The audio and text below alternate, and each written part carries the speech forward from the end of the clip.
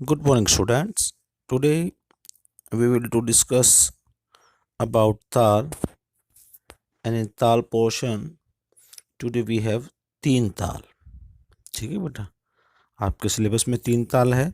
This is a basic ताल for classical music. अब ये देखिए जहाँ पर सम लिखा हुआ है, ठीक है ना, सबसे ऊपर टॉप में, वहाँ से आपकी ताल स्टार्ट होती है. धा धीन धीन धा यानी 1 2 3 4. फिर धा धीन धीन धा 5 6 7 8. धा तीन तीन ता 9 10 11 12. देन ता धीन धीन धा 13 14 15 16. ठीक है ना बेटा, ये इस तरह से सर्कल शुरू होता है 1 से लेकर 16 तक. यानी आपके पास नंबर ऑफ 16 बीट्स हैं और नंबर ऑफ डिविजन्स 4 हैं, और जो साइन है वो आगे ताल आप डिटेल में जो है उसका डिस्क्रिप्शन करेंगे, तब आपको समझ आ जाएगी. तो ये बेसिक ताल है बेटा आपकी क्लासिकल म्यूजिक की, तीन ताल. ठीक है ना बेटा. सम इज द बेटा स्टार्टिंग पार्ट ऑफ एवरी ताल. ठीक है, सम is the starting part of every ताल. नाउ डिटेल में अब इसका हम करेंगे. तीन ताल बेटा, सिंगल बोल और ठा. Your question is right the तीन ताल विद सिंगल बोल और ठा. ठा और सिंगल बोल मीन्स एक ही बात होती है, एक गुण या सिंगल या ठा. ठीक है बेटा. अब इसको लिखने का मेथड यही है जो पिछली हमने दो तालें की थी उसके अकॉर्डिंग ही. जैसे तीन ताल है, इसकी 16 बीट्स हैं, तो 1 to 16 काउंटिंग लिखेंगे. देन बेटा उसको 4 पार्ट में डिवाइड करेंगे, क्योंकि ये इस ताल का रूल है. ठीक है ना. There are 16 beats and 4 divisions.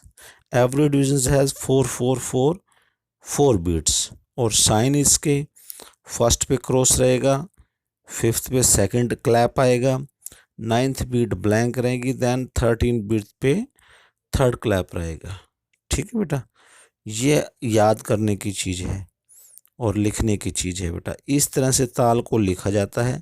तो फर्स्ट के नीचे धा लिखा, सेकंड के नीचे धिन, सिंगल बोल बिल्कुल लास्ट लाइन. ठीक है ना. थर्ड के नीचे धिन, 4 के नीचे धा, फिर 5 के नीचे धा, 6 के नीचे धिन, 7 के नीचे धिन, 8 के नीचे धिन, 9 के नीचे धा, फिर 3 3 ता, फिर ता धिन धिन धा. यानी ये बन गई हमारी धा धिन धिन धा. धा धिन धिन धा.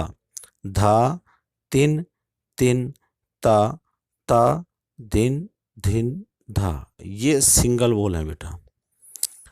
अब इसी में क्वेश्चन अगर आ जाए, राइट द तीन ताल विद सिंगल बोल और डबल बोल. ठीक है ना.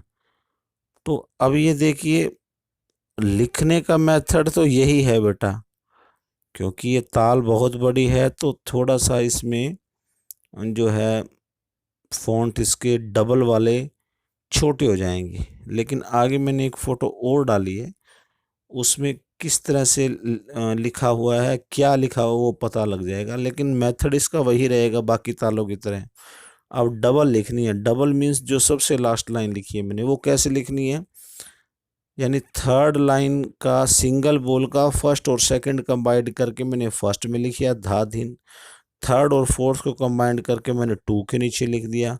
देन फिफ्थ और सिक्स्थ को कंबाइंड करके मैंने थर्ड के नीचे. देन 7 8 को कंबाइंड करके नीचे मैंने 4 के नीचे. देन 9 और 10 को कंबाइंड करके मैंने 5 के नीचे. देन 11 और 12 को कंबाइंड करके मैंने 6 के नीचे. देन 13 और 14 को कंबाइंड किया मैंने 7 के नीचे. और 15 और 16 को कंबाइंड करके मैंने लिखा 8th के नीचे. यानी ऊपर की 1 to 16 बीट्स सिंगल बोल जो हैं वो मैंने डबल बोल के 8 में उसको डिवाइड कर दिया. ठीक है ना बेटा. दो दो उठाकर दो दो का पेयर लिया और मैंने उसको 8 के नीचे डिवाइड कर दिया. फिर 9 to 16 जो बच जाता है डबल बोल का, फिर वो देन रिपीट हो जाता है बेटा 1 to 8. यानी वो प्रोसेस शुरू से चल पड़ता है. ठीक है. अगर ये बहुत छोटे हैं तो आगे एक फ़ोटो अभी और डाली है, ये देखिए. इस तरह से बेटा डबल जो बोल लिखे हुए हैं वो वहाँ पर ये लिखे हुए हैं. ठीक है. मेथड वही है. सिंगल बोल का फर्स्ट और सेकंड कंबाइंड करके डबल के एक के नीचे आ जाएंगी, ठीक है ना। इसी तरह थर्ड और फोर्थ को कंबाइंड करके नीचे टू के नीचे आ जाएंगी।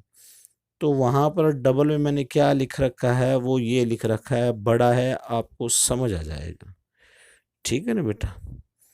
वही घूम रहा है, धा दिन दिन दा, धा दिन दिन दा, धा दिन दिन ता दिन दिन दा धा। सर्कल वही चल रहा है बेटा, कुछ चेंज नहीं है इसमें। लेकिन लिखना इस तरह से आपने, वही पहले वाली फोटो दोबारा आ गई है। लिखने का जो मेथड है वो यही रहेगा एग्जाम में, क्योंकि आपके पास डबल शीट होती है, ठीक है ना। जो एग्ज़ाम जिस पे आप करते हैं उस पे डबल शीट यूज़ कीजिए आप ताल में हमेशा, बड़ी ताल के अंदर, ठीक है ना। तो इस तरह से लिखना है। फिर इसके बाद बेटा पोर्शन आता है डिस्क्रिप्शन का। तो डिस्क्रिप्शन वही ताल में से, हर ताल की तरह ताल में से निकलता है। There are 16 beats and 4 divisions in teen taal. Every division has same 4 beats.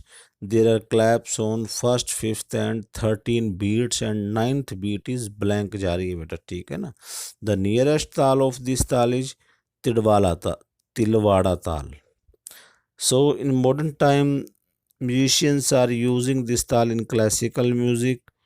Lots of Masjid Khani and Raza Khani Gat are there in this tal. Some of bhajan are in this tal. This is the one of famous tal in classical music.